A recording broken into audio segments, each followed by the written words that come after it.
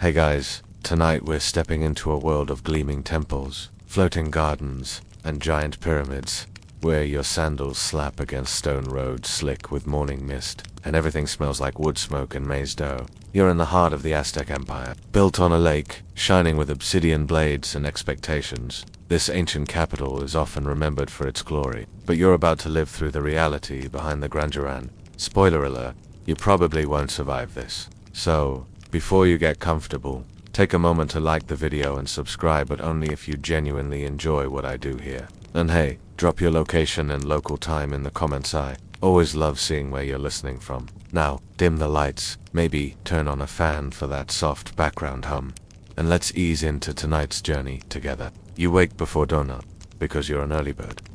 But because you have to. Your home, a small mud brick room with a thatched roof, is already warm and musty. You've slept on a woven mat, and your back's not thanking you for it. There's no snooze button in Tenochtitlan. The city's energy pulses through you, from distant flute songs to the smell of beans boiling in a neighbor's clay pot. Tenochtitlan, once built on islands in the middle of Lake Texcoco, isn't just a city, it's the jewel of Mesoamerica. With causeways connecting you to the mainland, canals like watery streets, and towers that catch the sun before it rises, this place could rival Venice. If Venice had more human sacrifices and less wine, you rub your eyes and step outside. The air's cool, but it won't last. You're already dreading the heat trapped between high walls and narrow alleys. Around you, neighbors are starting fires, grinding maize, and scrubbing floors with handfuls of agave fibers. You do the same, because you don't really have a choice. There's a rigid rhythm to city life here, and breaking from it doesn't bring freedom, it brings punishment. As you walk to the central market with your mother, the city reveals itself in layers. Rich nobles with feathered cloaks pass by without a glance. Their sandals are leather. Well, sometimes you go barefoot. The smell of crushed flowers wafts from temple plazas, blending with the sharp temps of blood, because yes, even this early, someone somewhere is already making an offering. The gods are needy, and they don't do breakfast without a little drama. The main market, Tlatelolco, is massive. You hear it before you see it. Thousands of voices haggling, chanting, arguing. Goods range from cacao beans to obsidian knives. And some traders, especially those from far provinces, still speak languages you don't recognize. You trade a bundle of chilies for salt and dried fish. It's a decent haul, considering yesterday's storm ruined part of your family's maize patch. But the market isn't just where you shop, it's also where you learn what's coming. News spreads quickly here. A noble's daughter has died in childbirth. A prisoner escaped before his ritual sacrifice. The emperor plans another campaign against the Mixtecs. You tuck that last bit away. More war means more tribute, more captives, more weight on your shoulders. Historians still argue whether Tenochtitlan's famed organization was truly efficient or just terrifying. One thing's certain, you're always being watched. Guards patrol the market. Priests scan crowds for bad omens. And your own neighbors. They'll whisper to the authorities if they think you're skipping temple duty or cheating on your grain quota. Still, there's beauty too. Brightly dyed fabrics flutter on lines, children play with toys made from corn husks, and the canal water reflects the painted murals of jaguar warriors and hummingbirds mid-flight. But you'll know better than to get too enchanted. You're reminded quickly when a noble's litter passes, carried by servants who look like they've slept even less than you. The noble doesn't look down. Why would he? He's decorated in turquoise and gold, while you're wearing a tunic that's been patched more times than you can count. You could spit in the canal out of spite, but honestly, you need that water for bathing tonight. And yes, you will bathe, not because you're fancy, but because it's required. Hygiene here isn't optional, it's spiritual, but that comes later. Right now, your hands are raw from helping carry firewood across the city. The splinters sting, but your mother scolds you when you complain. Do you want to be mistaken for a pampered Tex? She says, you don't, mostly because you're not sure what they do to pampered Texcocans. You return home exhausted, and the sun hasn't even hit its peak. A priest walks by, swinging a smoking censer. The air fills with copal resin, sweet and choking. You bow slightly, not because you believe he's holy, but because it's safer that way. Priests have power here, too much, maybe. They talk to the gods. Sometimes they talk for the gods, and sometimes they decide who becomes a sacrifice. As you duck into your home again, a dragonfly flits through the doorway, hovers, then escapes. It's oddly poetic, and you wonder for a moment if that's a good omen, or maybe it just means your roof's got a hole again. The city is buzzing now. Insects hum, people shout, drums echo from a distant ceremony. You haven't even had your first meal yet. And no, it's not going to be turkey, stew, or sweet potato. You get a thin tortilla with some beans, and, if you're lucky, a chunk of squash. Not bad, not great, just enough. You sit, chew, and sigh. This is and this is only the morning. You spend the rest of the morning grinding corn and, no, that's not a euphemism. Actual corn. On a stone slab called a you kneel, hunch forward, and push a heavy handstone back and forth until your arms burn and your thighs go numb. This is your life, and it's going to stay this way for a long time. Grinding maize isn't just part of your routine, it is your routine, every day, multiple times a day. It's not glamorous, but it's sacred. Maize isn't just food to the Aztecs, it's the body of the gods. You learned that before you could speak properly. But just because it's holy doesn't make it less exhausting. Your mother hums while she works beside you. Her rhythm is steady. She could probably grind maize with her eyes closed and still make perfect masa. You try to keep up, but your wrists start to ache. When you pause, she swats your arm gently and says, "The gods don't like lazy hands." You roll your eyes, but quietly. By the time the dough is ready, you're sweating. Not from the heat though, it's definitely getting warmer, but from sheer muscle strain. Aztec life doesn't come with labor-saving devices. There's no pulleys, no carts, no draft animals, just you and your increasingly tired body. Lunch is a reward and a punishment. You eat a tortilla with mashed beans, maybe some chili sauce if there's any left from yesterday. It's filling, kind of, but you're still hungry, and you will be for the rest of the day. Hunger is normal here. It's your baseline. Remember that gleaming image of Aztec prosperity. The pyramids, the processions, the feasts. Yeah, those are for the elite. You're not invited. You're not even in the same neighborhood. And bones, yes, bones. When you're not grinding corn, you might be helping your uncle clean and shape human remains. No big deal, just part of temple duty. The priests pay in food, and your family needs it. Some of the bones are from enemies captured in battle. Others, well, you don't ask. You just scrub, polish, and try not to look too closely. Historians still argue whether average citizens really believed they were helping balance the cosmic order or if they just went along with the rituals out of fear. But when you're handed a femur to carve into flutes or jewelry, philosophy doesn't help. You just work. There's a strange practicality to it. Nothing goes to waste, not even people. Teeth become charms.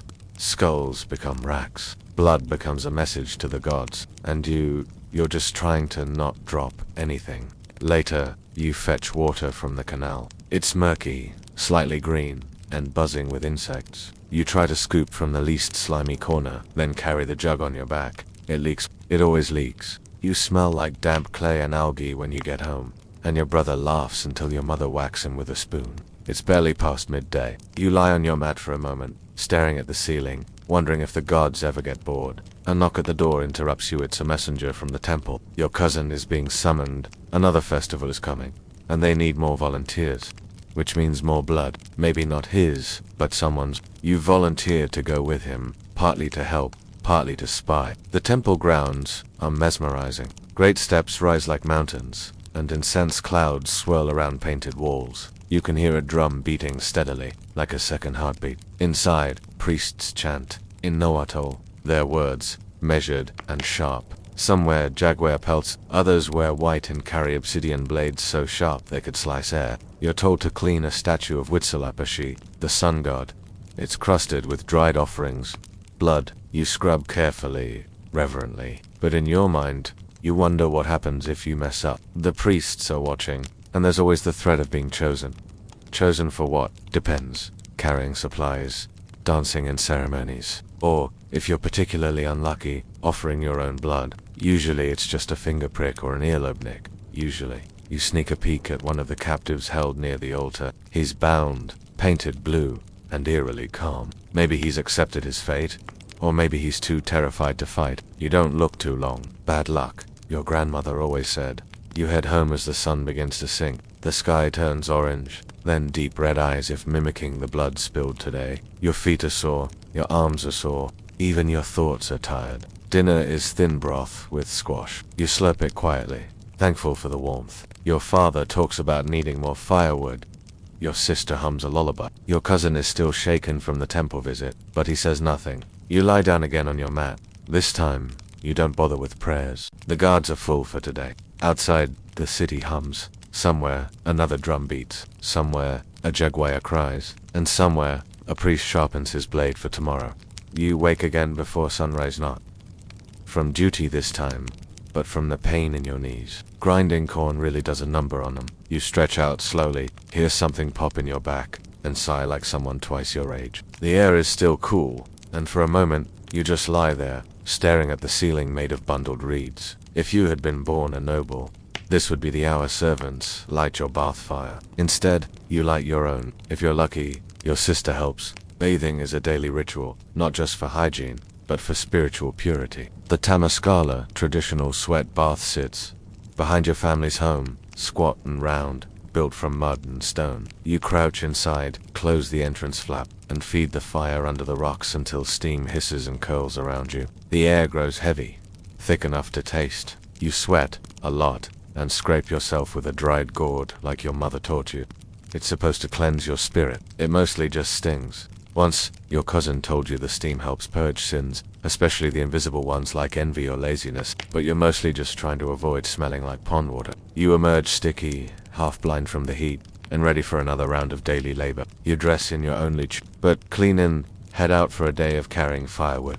Again, your arms ache. Again, your feet blister. Again, but this is what life is. A loop, sometimes sacred, sometimes just sweaty. Social mobility in the Aztec world is technically possible. Technically, you've heard stories of warriors rising from nothing to become nobles, even marrying into royalty. But to do that, you'd need to be taken into a Comicac, the elite school, and you're not Comicac material. You go to Tenochtitlan, the school for commoners. It teaches you how to march, how to carry, how to obey, and, yes, how to die. At school, you chant war songs with other boys. The instructor, an old veteran with one eye and zero patience, paces the courtyard like a jaguar sizing up prey. Strength, not softness, he barks. Discipline, not dreams. You repeat it. You don't believe it, but you repeat it. Today, the lesson is pain. You're told to carry heavy logs back and forth across the yard. If you drop one, you start over. If you stumble, you start over. If you ask why, you get the switch.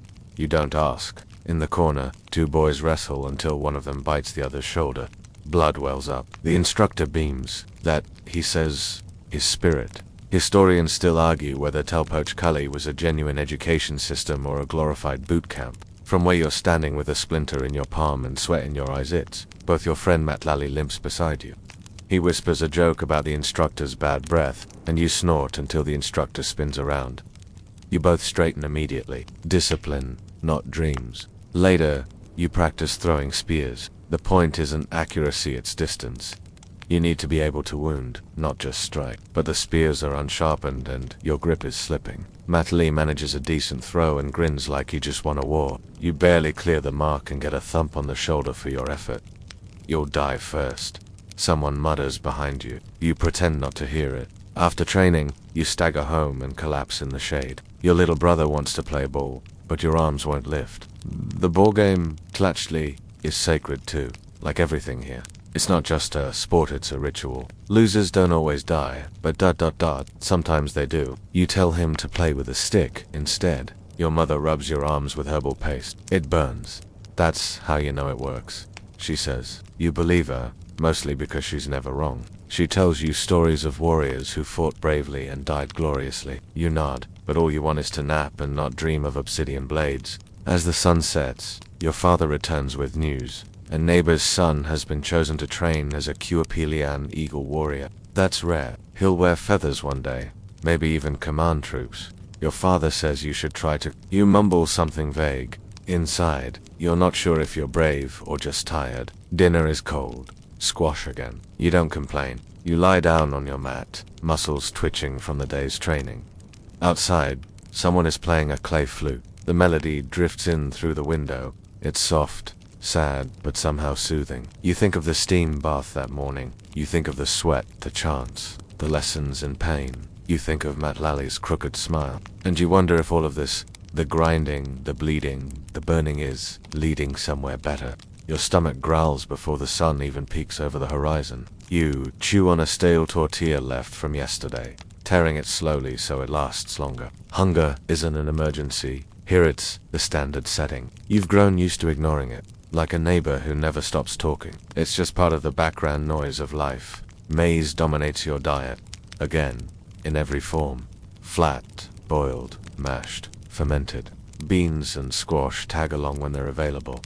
Meat, don't even dream about it unless your father traps a lizard or barters for a scrap of turkey neck. You once tasted rabbit stew at a temple feast. The flavor haunts you like a ghost. For most people in Tenochtitlan, protein comes in sneaky forms, box frogs, or toasted insects you pretend are crunchy seeds. Some days, it's amaranth cakes, sweetened with honey if you're lucky. Other days, it's just bitter herbs and thin broth. You eat what's given, not what you want. Meanwhile, across the city, priests enjoy tamales stuffed with quail and stews that shimmer with fat. Nobles throw banquets with smoked fish, cacao drinks, and fruit from distant land. Their slaves serve it on red platters. Their dogs eat better than you do. You pass one of those banquets while running an errand. A litter is parked outside a house draped in embroidered cloth. You smell roasted chilies and pork, even though pork's supposed to be from the newcomers, the foreigners. Either way, it smells divine. You pause too long. A guard gives you the look. You move on. Inside the market, a woman offers you a tule maize drink. You say no, even though your throat is dry. You're saving your last cacao bean to buy medicine for your sister's rash. Priorities, right? As you walk past a fishmonger's stall, a catfish stares at you from a woven basket. It looks like it knows. You stare back until your nose fills with the metallic scent of old scales. The fishmonger fans flies with a bundle of grass. You want it or not, he grunts. You walk away. Historians still argue whether the Aztec Empire was well-fed overall, or if the system masked chronic shortages for commoners. You don't need an academic debate. You just need another tortilla. At home, your sister scratches at her rash again. Your mother tries another salve.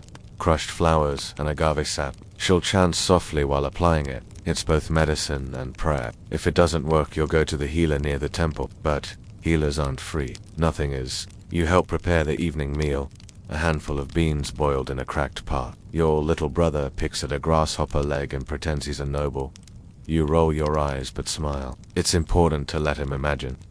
Later, the priest from the nearby temple stops by, not for a blessing, but for a census. He writes your household's name on a reed mat and asks how much maize you've harvested this cycle. You give a number slightly higher than the truth. He doesn't blink, just nods and marks something down. You don't trust him, and he doesn't trust you. Still, you offer him some of the stew. It's polite. He sips, wrinkles his nose, and leaves. You want to curse, but your father stops you. The gods hear everything, he warns. You mutter under your breath, low enough that only the family dog hears. That night, you lie awake with your ribs brushing against your skin like xylophone keys. You press a palm to your belly and close your eyes, trying to imagine you're full. You picture steaming tamales, golden squash, and cups of thicket. You dream of eating in slow motion. You wake up hungrier than before. But hunger isn't the worst part. It's knowing that someone, not far from you, is full and always will be. You wake to drums, not festival drums. These have a rhythm that crawls up your spine, slow, solemn, heavy. You know what they mean. The start of a ceremonial day. Another name day for one of the gods. Could be Tlaloc, could be what, doesn't really matter. The pattern's always the same. Parades, dancing, prayers, ...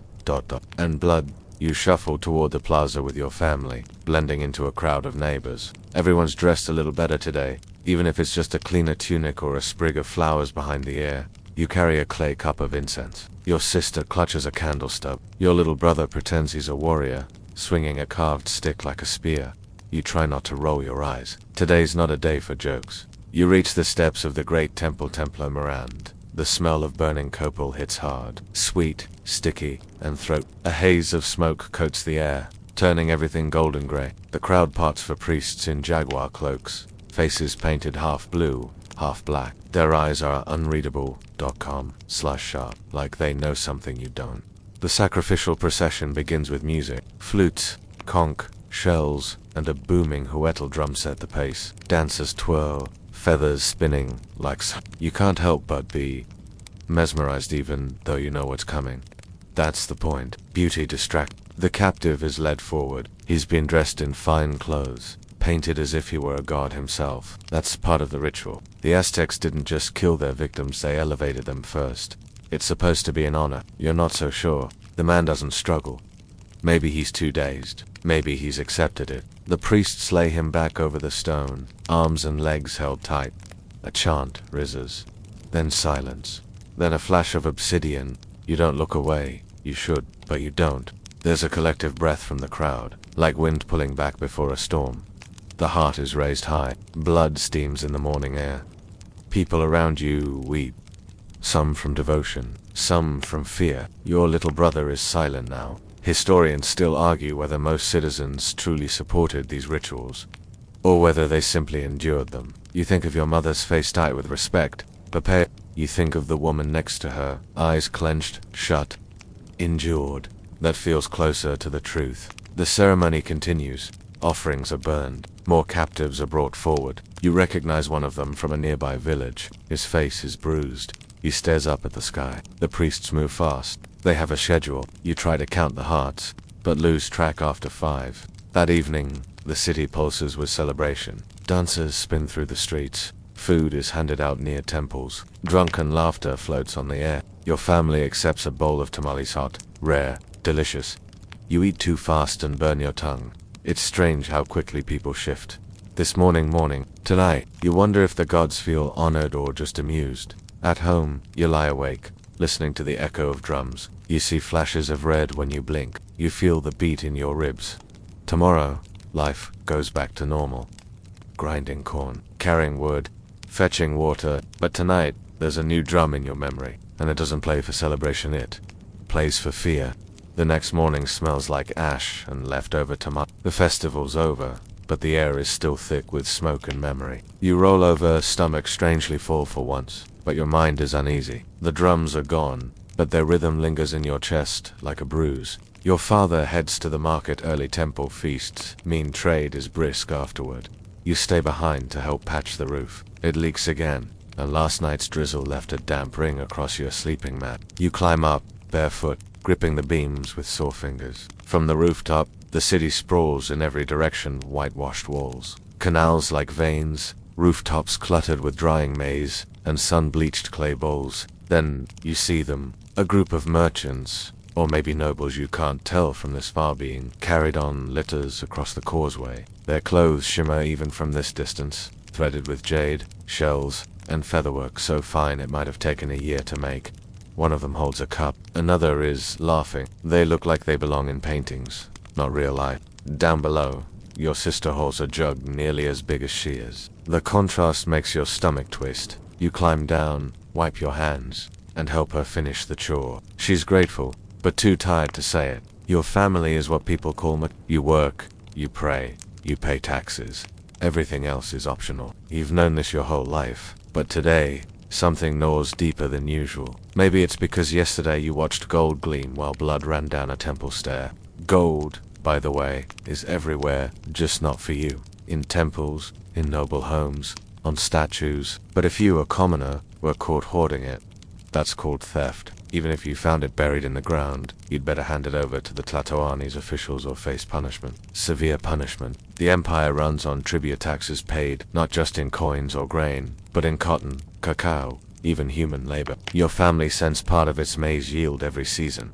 If the harvest's bad, too bad you still owe. Your father once joked that if nobles had to carry their own firewood, they'd invent wheels in a week. You laughed, but only when the windows were closed. Saying that in public would earn you more than a scolding. Historians still argue whether the tribute system was fair redistribution or exploitation, master's divine order. You have an opinion, but you keep it to yourself. You've seen what happens to those who talk too much. Later in the day, a noble's messenger arrives. He's looking for extra hands to carry supplies to the palace district. You volunteer. You need the extra cacao beans, and maybe, just maybe, you'll glimpse the inside of a noble's world. You regret it quickly. The load is heavier than promised. You're bent forward under a pack of dried fish, ducking through corridors lined with stone murals. Guards barely glance at you. You're invisible, but you see everything. The palace is enormous. Dozens of courtyards, pools with lilies, rooms with mats so soft they look like clouds, Slaves move silently. Scribes sit on red mats painting codices with hair-thin brushes. In one corner, a noble's son is learning poetry from a musician. Poetry. Meanwhile, your cousin is outside getting yelled at for dropping a bag of salt. You deliver your load, collect your token of payment, and make the long walk home. The palace gates shut behind you with a sound that feels final. You'll never go back. At dinner, you don't mention the palace. Not much, just that it smelled like flowers.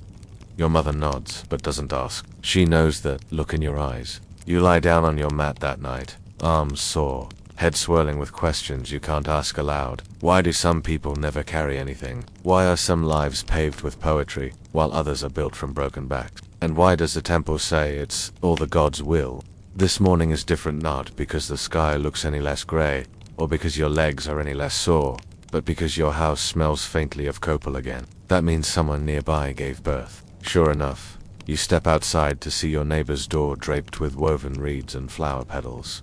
A sign of life, a sign of danger. Birth is sacred here, but also terrifying. Your older sister Xochi is heavy with her first child. You've seen her waddle through the courtyard, pausing often, one hand pressed to her back. She doesn't smile as much these days. Too many stories, too many whispers. In Aztec belief, childbirth isn't just labor, it's battle. Women giving birth are likened to warriors on the battlefield. If they die during labor, they're said to become Siwatatio, spirit women who descend at twilight and haunt crossroads. Sounds romantic until you see the midwives sharpen the obsidian blades. You spend the morning fetching herbs for her, tlaoquequets or leaves, dried marigold, and crushed talote. Your mother brews a dark tea and whispers chants while stirring. The midwife arrives, wrapped in a red shawl, her hair braided with feathers. She smiles at Xochi but says nothing else. Her eyes are steady. She's been here before. Meanwhile, your own chores don't stop. You collect firewood again, one branch at a time. A noble servant once laughed when you dropped a bundle. Use a dog, he said. Easy for him, nobles are allowed to own dogs for work. You're not on the way home. You pass a marriage procession, drums, dancers, and two families walking side by side. The bride is young, maybe 30, and covered in gold-painted sandals. She looks scared, or maybe that's just your projection. Marriage here isn't about love. It's alliance, family duty, survival. At home, the midwife asks for boiling water and your help. You don't argue. Inside, your sister is groaning low. Steady sounds like thunder far away. She grips a wooden bar suspended from the ceiling, knees bent, sweat glistening across her neck. The room smells like smoke, blood, and anxiety. Birth here is a public act, yet it feels so intimate. The midwife murmurs instructions. Another woman massages Xochi's feet. You stay back, frozen. Then, the scream comes raw and primal. You cover your ears, but it breaks through anyway. The child arrives in silence. You can't see much, but the midwife lifts the baby, rubs its chest, and it finally wails. Relief floods the room. Your mother weeps. Your father appears and offers a prayer to Tonantzin, the mother goddess. It's a girl. There's a tiny celebration. A naming will come later. For now, she is safe, and so is your sister. Not all stories end that way. A neighbor died last year, bled too long, too quietly. Her family still leaves offerings at the crossroads. Historians still argue whether Aztec women held more power than we think, given their vital roles in family and religion. You're not a historian. You just watched your sister fight for her life and win. That's power, whether the priests say it or not. That night, your family light candles. You hold the newborn for a moment. She's warm, soft, squirmy. You whisper her name, Tubi, and she sneezes. You smile. Outside, a few kids run by, chasing each other with palm fronds. The sun sets, red and wide. It looks like the painted eyes on temple murals, the ones that always seem to watch you back. Your sister sleeps. Your mother hums. Your father stirs cornmeal for tomorrow's breakfast. For a moment, everything is still. And for once, nobody's bleeding. It hasn't rained in 5 days. The canals are low, and the air tastes dusty. Your skin feels stretched, tight with heat and dry wind. Even the dogs are quieter, lying in shaded corners with their tongues limp and eyes happy. You fill 2 jugs and head to the far canal, hoping it hasn't turned to brown. The water's dull green, lined with weeds, and smells faintly of fish and algae. You dip your cup anyway. What choice do you have? When tenochtitlan shines, it's dazzling. When it suffers like it's been cursed. You're old enough now to remember the last flood season, when the water rose halfway up your house and frogs were everywhere. But this dryness is worse. You can't sail your canoe. You can't wash properly, and the fields, crisp. Your father stares at the maize stalks with a look you've never seen before, anger and fear, both wrapped around his brow like a sweatband. If the rain doesn't come, he mutters, neither will the harvest. And no harvest means no tribute. The officials won't care if the skies failed you. They'll expect payment anyway. If you can't provide maize, you'll owe labor. If not labor, maybe your animals. If not that, well, you've heard of families offering their own children for temple service in times of drought. Historians still argue whether these acts were entirely voluntary or quietly coerced by priestly pressure. You don't argue. You just work faster, hoping to avoid being noticed. Later that week, the skies go dark, but not from rain. Ash falls like black snow, soft and slow. One of the distant volcanoes has woken again, coughing smoke into the heavens. People gather on rooftops, staring. Some pray, some panic. You just cover your nose with your tunic and keep walking. Volcanoes are sacred, but they're also cruel. A reminder that the land isn't yours, it's rented, borrowed, fragile. The temples say these disasters are signs of imbalance, that the gods are unhappy, which, in your opinion, is always the case. Your family offers extra incense that night. Your little brother spills half the pot, and your mother hisses at him, but she doesn't clean it up, maybe spilling as part of the offering.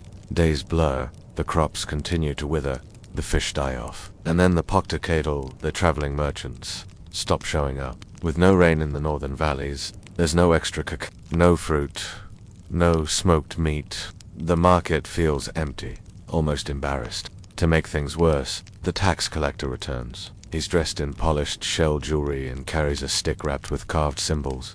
He smiles a lot, but not kindly. Your father hands over the last of your dry beans. The collector weighs it, frowns, and makes a mark. You all know what that means. Soon, your cousin is pulled into the labor draft. He'll be sent to help with building a causeway on the eastern edge of the city. You hear the workers' brutal sun, stones, little water. But he goes without complaint. You envy him, and fear for him. At night, the lake glows faintly in the distance, reflecting the volcano's red breath. The city sleeps fitfully. You toss in your mat, sweating through your tunic, trying not to imagine a future where the fields never green again. And still someone in the next ward hosts a celebration. You hear drums, see flickering firelight. Nobles, probably. You wonder if they notice the dying corn. You wonder if their wells run dry. Then again, they always have springs under their houses. Always seem to have more than everyone else. They claim it's from divine favor. You suspect it's just better storage. You wake to chaos. There's shouting from the docks, panic in the air thick enough to taste. You climb to your rooftop and see canoes clustered on the edge of the lake, people pointing toward the causeway. Then you spot it. Foreign sails, strange high-rigged boats with white wings float near the shore. You've never seen anything like them. They don't look like merchants. They don't look like anything that should belong in your lake. The city buzzes like a kicked beehive. You run downstairs. Your father already knows. The strangers have come back, he mutters, not looking up from sharpening a blade. He's not a soldier, but today, every man is thinking like one.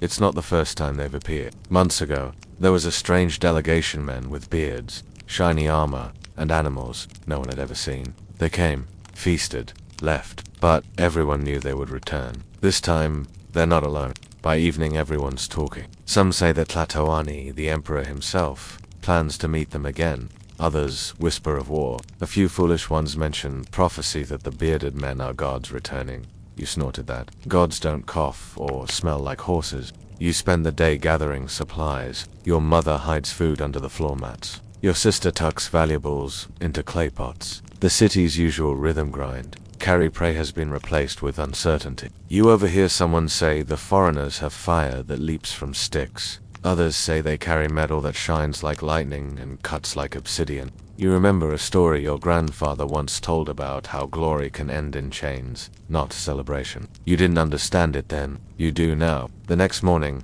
soldiers line the streets. You and Matalia are told to report to the southern gate.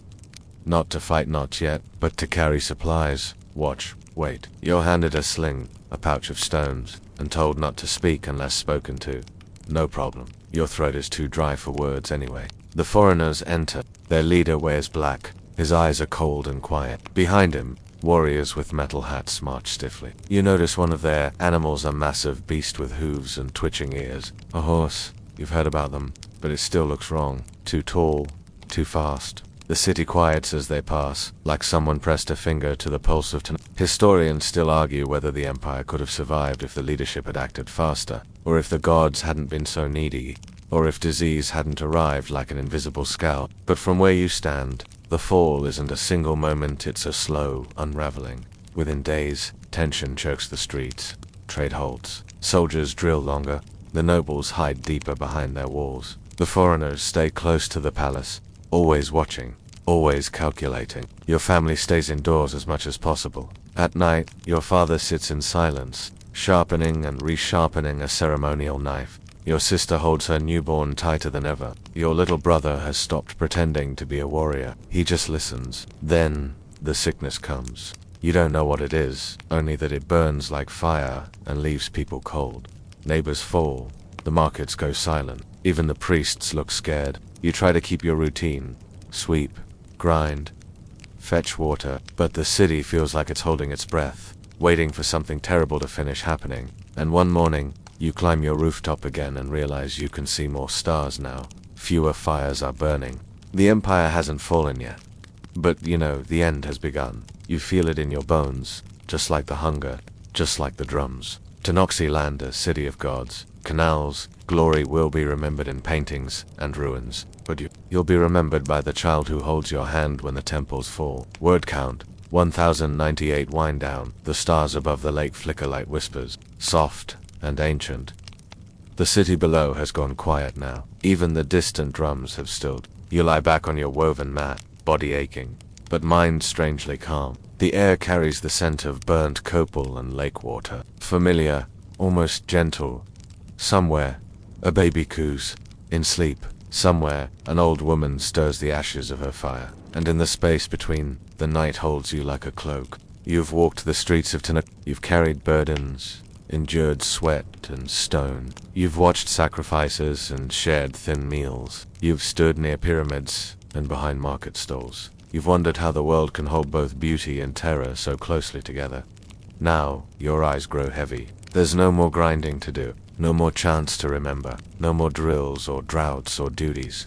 Just this moment, you hear the gentle splash of a canoe paddling far off in the night. You picture it, a single flame flickering at the bow, carving a path through moonlit water, heading nowhere in particular, just drifting. And you drift with it, breathe deep. Let the heat slip from your limbs. Let the dust settle. Let the drums fade entirely. You've survived the sun, the stone, and the sacrifice. You've seen what most only read about. And now, you rest. Good night.